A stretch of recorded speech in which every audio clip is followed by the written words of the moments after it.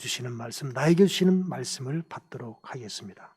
출애굽기 20장 12절, 출애굽기 20장 12절 말씀입니다. 구약 성경 112페이지. 출애굽기 20장은 10계명의 말씀이 기록되어 있죠. 자, 20장 12절 한 절 말씀 우리 다 함께 봉독합니다. 내 부모를 공경하라. 그리하면 내 하나님 여호와가 내게 준 땅에서 내 생명이 길리라. 출애굽기 20장 12절 말씀. 아멘. 오늘은 이 말씀을 중심으로 내 부모를 공경하라. 어버이 주일에 주신 말씀입니다. 부모 공경을 말씀하신 하나님. 부모를 공경하라. 이 단어는 특별한 의미가 있습니다. 오늘 본문에 이 부모를 공경하라 이 단어는 히브리어로 카베트라는 단어를 씁니다. 오늘은 특별히 원어를 좀 살펴보려고 합니다. 이런 뜻이 있습니다. 가볍게, 가치 없게 생각하지 말고 무겁게 대하라. 그런 뜻이 있습니다. 그러므로 부모님을 존경하라는 것입니다. 보배 같이 여기라 그런 뜻이 있습니다. 무겁게 대하라. 그런 뜻이 있습니다. 부모를 공경하라는 것은 그런 뜻입니다. 레위기 19장에 보면 19장 3절에 부모를 경외하고 나의 안식일을 지키라 이렇게 말씀을 같이 했어요. 부모를 경외하는 것하고 나의 안식일을 지키는 것하고 무슨 연관성이 있어서 이렇게 하셨을까? 여기에서 부모를 경외한다고 했을 때 이 경외는 야레라는 히브리어를 씁니다. 이것은 두려워하다, 놀라다, 무서워하다 그런 뜻이 있습니다. 사내 아이가 태어나면 다 죽이라고 하는 바로의 명령을 듣고 히브리 산파들이 하나님을 두려워하여 죽이지 않았습니다. 바로 이때 이 단어를 썼어요. 하나님을 두려워했다. 바로의 그 엄한 명령보다 하나님의 말씀을 더 두려워했다는 거예요. 모세가 하나님 배웁기를 두려워하여 얼굴을 가리매. 이건 어떤 상황이냐 하면 호렙산에서 하나님께서 부르셨어요. 불타는 떨기나무에서 부르셨습니다. 내가 선 곳은 거룩한 땅이니 신발을 벗어라. 그런 상황이죠. 그때 모세가 하나님 배웁기를 두려워하여 얼굴을 가렸다. 그런 표현을 썼습니다. 바로 그 단어를 부모를 경외한다는 단어에 썼습니다. 그러므로 경외라고 하는 것은 내가 납득할 수 없을 때에도 변함없이 순종하는 것, 그런 의미가 있습니다. 창세기 22장 12절에 보면 내가 이제야 내가 하나님을 경외하는 줄을 아노라. 이게 무슨 배경이냐 하면 하나님께서 아브라함에게 이삭을 제물로 바치라는 거예요. 그리고 3일 길을 걸어서 모리아산에 가서 이삭을 묶어놓고 칼로 내리치려고 할 때 하나님께서 아브라함아 아브라함아 막으시고 양을 제물로 드리도록 하잖아요. 그때 하나님께서 하신 말씀이에요. 이제야 아브라함이 너가 하나님을 경외하는 줄을 아노라. 바로 내가 이해할 수 없는, 납득할 수 없는 상황에서도 순종하는 것, 그것이 바로 경외라는 의미라고 말하고 있습니다. 그러므로 하나님을 경외하는 자세로 부모를 공경하라. 그런 뜻입니다. 그리고 특별히 하나님을 경외하는 기본은 안식일을 거룩하게 지키는 것인데 여기에서 부모를 경외하고 나의 안식일을 지키라. 이 말은 부모 공경은 부모의 소중한 시간을 기억하는 것으로부터 시작해야 된다. 그런 의미가 있는 거예요. 그래서 오늘 어버이주일을 맞이해서 우리가 부모를 경외하고 부모를 공경하는 그 출발이 뭐냐? 부모님의 소중한 시간을 기억하는 것으로부터 시작한다는 거예요. 부모님의 그 소중한 시간을 기억해주고 또 함께 해주고 그것이 부모를 경외하고 부모를 공경하는 출발점이다. 그런 뜻입니다. 십계명 돌판이죠. 십계명 돌판은 2번 기록되어 있습니다. 처음에 하나님께서 모세를 부르셔서 십계명 돌판을 기록해서 산아래로 내려보냈습니다. 그랬더니 산아래에서 난리가 났죠. 금송아지를 만들어 놓고 난리가 났습니다. 그래서 금송아지를 향해서 그 돌판을 내리칩니다. 그래서 금송아지도 깨지고 돌판도 깨졌습니다. 그리고 다시 하나님께서 모세를 부르셔서 2번째 돌판을 주셨어요. 물론 똑같은 내용이죠. 자, 물론 이것은 나중에 사람들이 이렇게 이제 만든 거예요.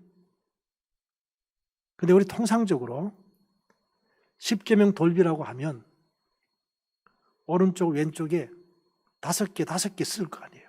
상식적으로, 그죠? 유대인들은 십계명을 이렇게 분류합니다. 나는 너를 애굽 땅 종되었던 그곳에서 인도해낸 여호와 하나님이라, 이렇게 선언하고 십계명을 주시잖아요. 그런데 유대인들은 그 첫 번째 말씀을 1계명으로 삼는 거예요. 이 계명을 주신 분이 누구냐? 그것이 첫 번째 계명. 이거는 하나님이 주신 계명이다. 그리고 2계명은 우리가 1계명, 2계명으로 분류한 그 2가지를 합친 것을 1계명으로 봐요. 다른 신을 섬기지 말라, 우상을 만들지 말라. 그리고 3계명부터는 우리하고 같습니다. 그런데 중요한 것은 부모를 공경하라는 이 5번째 계명을 유대인들은 하나님에 대한 계명으로 분류합니다.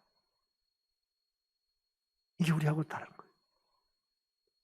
부모는 하나님의 대리자다. 부모를 공경하는 것은 곧 하나님을 경외하는 것이다. 그런 뜻입니다. 그리고 사람에 대한 계명을 6계명부터 10계명까지로 분류합니다. 이만큼 부모를 공경하라는 것을 중하게 말씀합니다. 그래서 부모를 경외하라, 안식일을 지키라, 그런 말씀을 하는 거예요. 오늘도 우리는 부모님은 하나님의 대리자이고 부모님을 공경하는 것은 곧 하나님을 경외하는 것이다. 그런 믿음을, 그런 자세를 가져야 합니다. 구체적으로 부모를 공경하는 것은 어떻게 하는 것인가를 생각해 보았습니다. 부모를 복양하는 것을 말합니다. 이 복양한다는 것은 필요한 것을 제공해 주는 걸 말합니다. 가장 기본적인 의식주부터 제공해 드리는 겁니다. 그것이 구체적인 복양입니다. 예수님 당시에 유대의 율법 가운데 고르반이라는 법이 있었습니다. 뭐냐면 하나님께 드림이 되었다라고 하면 누구도 손대지 못하는 거예요. 그런데 간혹 불효자들이 그것을 악용을 했습니다. 재산이 있는데 부모님이 계시는데 당연히 복양해야 되는데 그렇게 하고 싶지 않으니까 고르반, 아무도 손 못 대는 거예요. 그것을 예수님께서는 엄중하게 지적했습니다. 그러면 안 된다는 거죠. 부모님은 복양하는 것이 우리에게 주어진 사명입니다. 부모님을 기쁘게 해드리는 것, 이게 정말 좋은 부모를 공경하는 비결이에요. 부모님의 자랑거리가 되어야 합니다. 부모님이 자식을 자랑하는 걸 팔불출이라고 흔히 얘기를 합니다. 그러나 늙으신 부모님께서 자식을 생각하면서 기뻐하고 자식을 자랑하는 것은 그보다 더 좋은 효도가 없는 거죠. 그리고 부모를 용서하는 것이 필요합니다.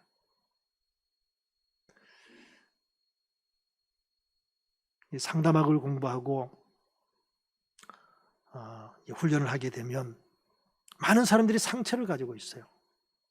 상처가 없는 사람이 없습니다. 다 상처가 있습니다.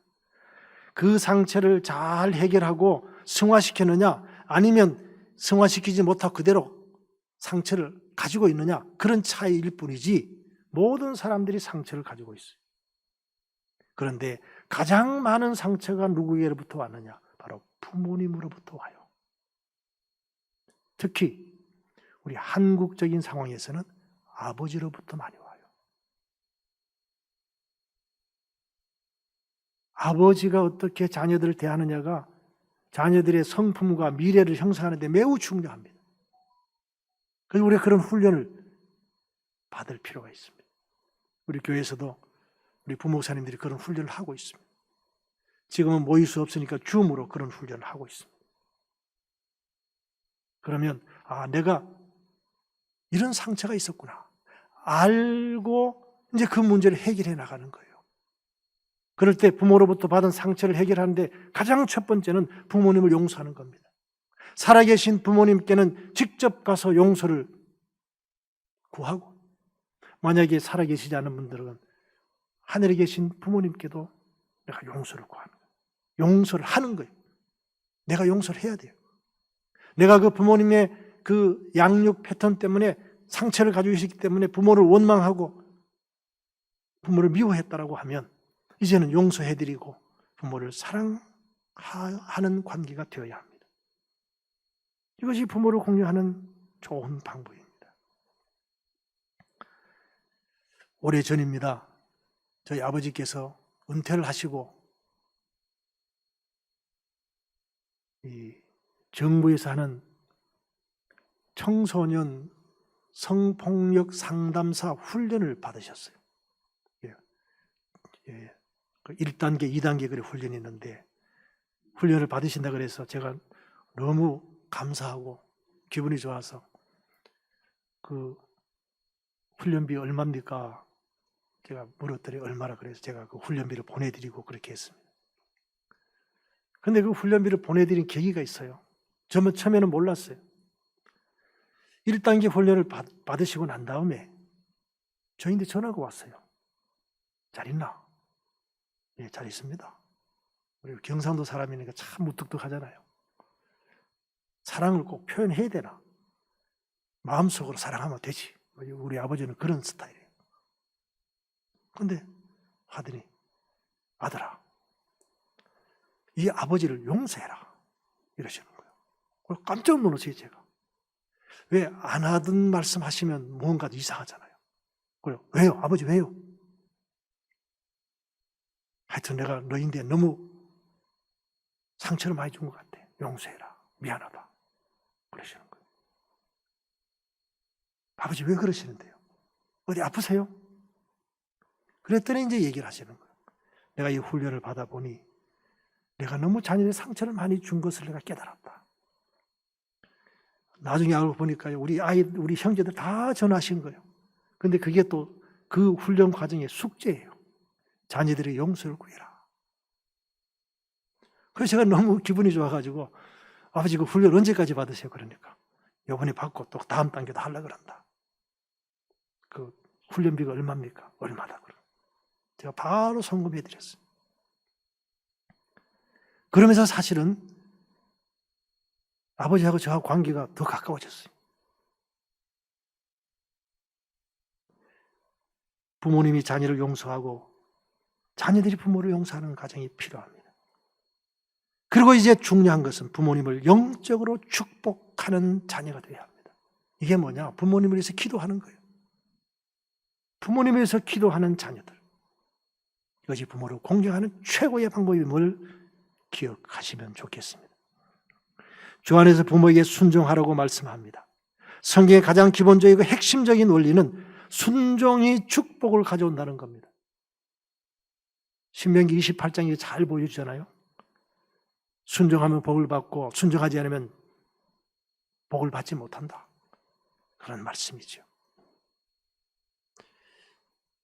한번 질문 하나 할게요. 대답해 보세요. 구원은 뭘로 받아요? 믿음으로 받아요. 복은 뭘로 받아요? 순종함으로 받아요. 이거 착각하면 안 돼요. 구원은 믿음으로 받아요. 예수 그리스도를 믿음으로 구원을 받아요. 그러나 하나님이 약속하신 복은 순종함으로 받아요. 오늘 우리가 믿음으로 구원은 받은 것 같은데 말씀에 순종하지 않기 때문에 하나님 주신 복을 못 받는 거예요. 우리가 매우 중요한 원리입니다. 특별히 순종은 부모와의 관계 속에서 훈련되어져야 합니다. 왜냐하면 순종은 쉬운 것이 아닙니다. 그러므로 순종은 훈련되어져야 된다 하는 겁니다. 오늘 말씀의 사실은 핵심입니다.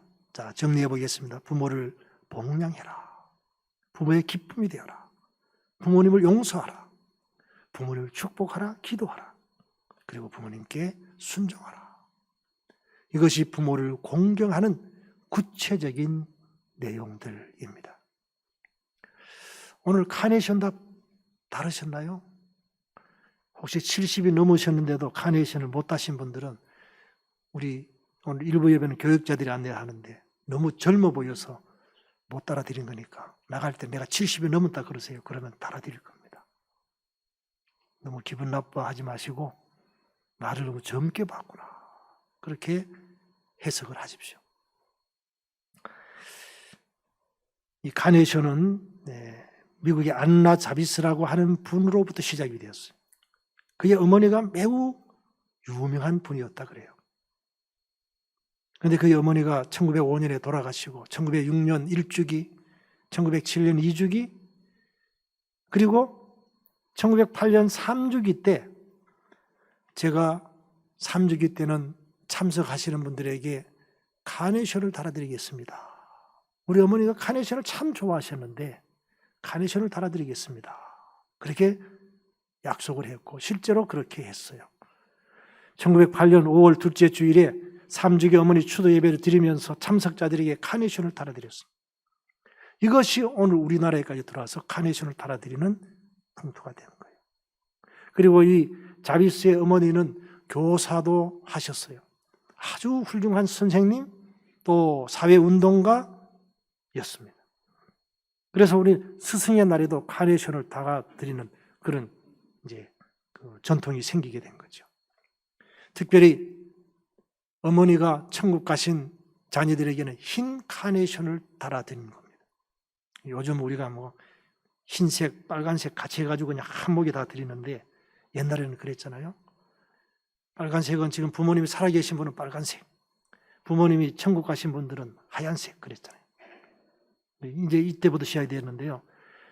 왜 흰색 카네이션을 달아드리는지를 이 자비스가 이렇게 설명을 했어요. 흰 카네이션의 흰색은 어머니의 사랑의 진실성, 순결성, 폭넓은 자애심을 상징합니다. 그 향기는 또한 어머니의 기억과 기도를 상징합니다. 카네이션은 그 꽃잎을 떨어뜨리지 않고 시들 때에도 중심으로 끌어안습니다. 마찬가지로 모든 어머니도 자녀들 가슴에 끌어안는 것입니다. 어머니의 사랑은 결코 죽는 법이 없습니다. 내가 이 꽃을 택하였을 때 나의 어머니의 하얀 침대를 기억하고 있습니다. 이 자비스라고 하는 자기 어머니를 기억하면서 추모하면서 흰 카네이션을 선택하고 달아드린 것이 배경이 되었습니다. 이것이 시작이 되어서 1913년에 펜실베니아주가 어머니 날을 선포합니다. 5월 둘째 주일을. 그리고 1914년에는 윌슨 대통령이 5월 둘째 주일을 어머니 날로 제정해서 미국은 지금도 그렇게 지킵니다. 어머니 날을 지키니까 아버지 날은 없느냐? 그래서 1966년에는 아버지 날을 또 제정을 합니다. 6월 셋째 주일입니다. 그리고는 1994년에는 7월 넷째 주일 어버이날로 제정해서 지키고 있다. 미국에서는 어머니날 5월달, 아버지날 6월달, 그 다음에 어버이날, 아버지 어머니날 7월달, 세 번을 지키는 거예요. 우리나라는 1956년에 5월 8일을 어머니날로 제정을 했습니다. 또 우리나라에도 왜 아버지날은 없느냐? 그래서는 5월 8일을 어버이날로 제정을 또 합니다. 그것이 1973년입니다. 그리고 2022년에는 어버이날을 공휴일로 제정하려고 했는데 무산이 되었어요. 왜냐하면 공질이 너무 많다. 특히 자영업자들은 장사가 안 된다. 또 어린이집을 휴원하게 되면 그 아이들을 돌보는 일이 더 큰 이 문제가 된다. 이 어버이날이라고 지키는데 오히려 그날 애를 봐야 되니까 오히려 어버이날이 안 된다. 이래가지고 공휴일로 제정하는 것은 무산이 되었습니다. 성경에서는 부모님을 하나님의 대리자로 말합니다. 엘빈 토플러라고 하는 미래학자가 있었죠. 종말에 대한 가장 큰 충격은 부모의 권위가 붕괴되면서 시작될 것이라고 예견했습니다. 성경이 말씀하고 있는 거예요. 디모데후서 3장 2절에 사람들이 자기를 사랑하며 돈을 사랑하며 자랑하며 교만하며 비방하며 부모를 거역하며 감사하지 아니하며 거룩하지 아니하며라고 종말의 말세의 모습을 예견하였습니다. 왜 이런 일이 일어나느냐? 하나님께서는 부모를 하나님의 대리자로 이 땅에 두셨는데 타락한 죄인은 하나님의 섭리를 거부하기 때문에 이런 일이 일어나게 되는 겁니다. 그러니까 부모를 거역하는 것은 하나님의 대리자로 이 땅에 보냄을 받은 그 하나님을 거역하는 거예요. 부모를 거역하는 것은 곧 하나님을 거역하는 것이다. 그런 뜻입니다. 부모님은 생명의 대리자입니다. 하나님은 부모님을 통해서 우리를 이 땅에 보내셨습니다. 부모님은 양육의 대리자입니다. 오늘 우리의 모습이 있기까지 부모님의 양육이 절대적인 영향을 끼쳤습니다. 특별히 하나님의 자녀를 양육하는 것은 부모의 가장 중요한 사명입니다. 또한 부모는 축복의 대리자입니다. 하나님께서는 부모에게 내리사랑의 본능을 주시고 또 자녀를 위해서 기도하면서 그 자녀를 축복하도록 해주신 겁니다. 자녀를 위해서 축복하십시오. 제가 지난주에 말씀을 드렸는데 잘하고 계시죠? 매일 하시면 좋습니다. 적어도 일주일에 한 번은 가정예배 드릴 때 자녀를 위해서 축복 기도하는 부모님들이 되셔야 합니다.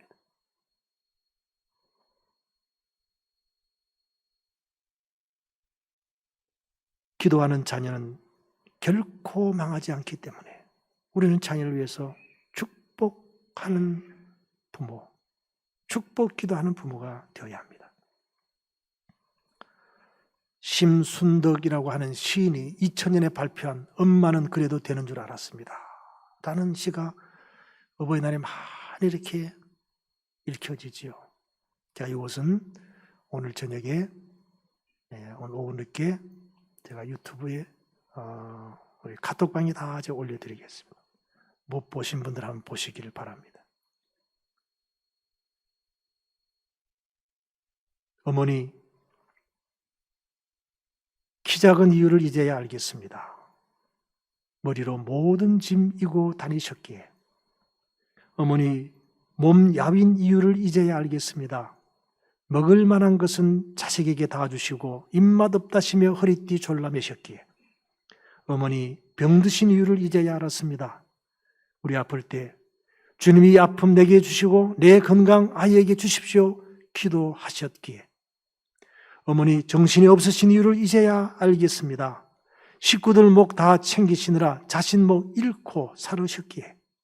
어머니, 서둘러 이 세상 떠나 하늘나라로 돌아가신 이유를 이제야 알겠습니다. 평생 짐지고 사셨기에 행여 우리에게 짐이 되실까봐 이 사랑의 빚을 깨닫지도 못하게 사랑만 주고 가셨습니다.